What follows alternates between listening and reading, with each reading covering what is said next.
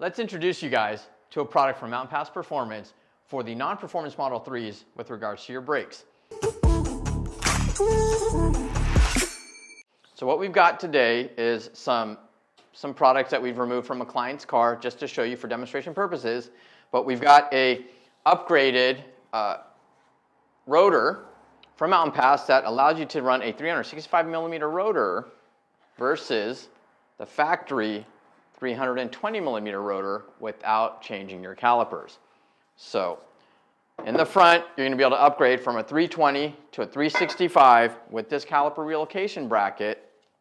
And in the rear, this is a direct replacement. So size for size, they are identical, as you can see.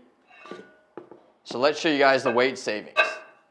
So MPP 365, 16.9 pounds. Factory is heavy, 20.9 pounds, 4 pound savings in rotor weight. Not to mention you've gained a lot in diameter. MPP rear rotor, 13 pounds. Factory, 16.7 pounds. Once again, a lot of weight savings right here.